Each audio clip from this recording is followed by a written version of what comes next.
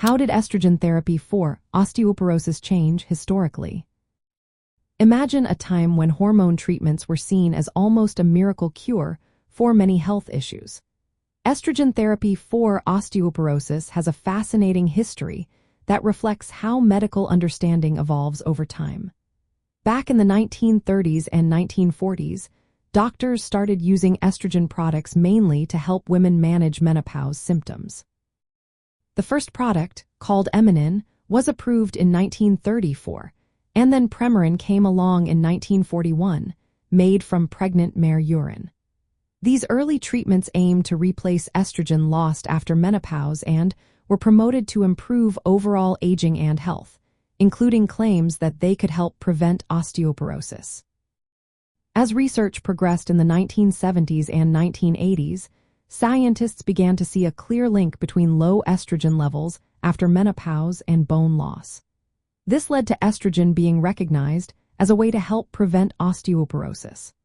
The Food and Drug Administration officially acknowledged in 1970 that estrogen therapies were probably effective for this purpose.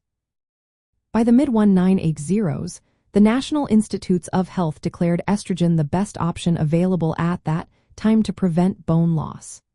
During this period, estrogen therapy was widely used to slow down bone turnover, increase bone mineral density, and reduce fractures, supported by many observational studies and clinical trials. But everything changed in the early 1990s when the Women's Health Initiative started large, carefully controlled studies to look at the real risks and benefits of hormone replacement therapy.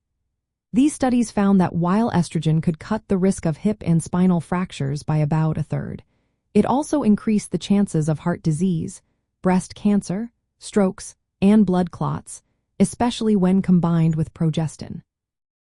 Because of these findings, the trial's estrogen-progestin arm was stopped early in 2002, and doctors became more cautious about prescribing hormone therapy. Further research suggested that estrogen alone might have a different risk profile, with some data indicating it might not increase heart risks and could even lower breast cancer risk. Still, the overall message shifted toward more careful, personalized use of estrogen therapy. Doctors now recommend using the lowest effective dose for the shortest time necessary, considering each woman's individual health risks and needs. After the Women's Health Initiative results, studies also showed that stopping estrogen therapy could lead to increased fracture risk, confirming its role in protecting bones.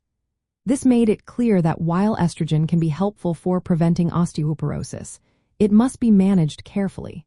Today, guidelines emphasize personalized treatment plans, weighing the benefits of fracture prevention against potential health risks. The story of estrogen therapy for osteoporosis is one of progress, caution, and the importance of tailoring treatments to each person's unique situation. Always consult healthcare professionals to find the safest and most effective approach for managing bone health.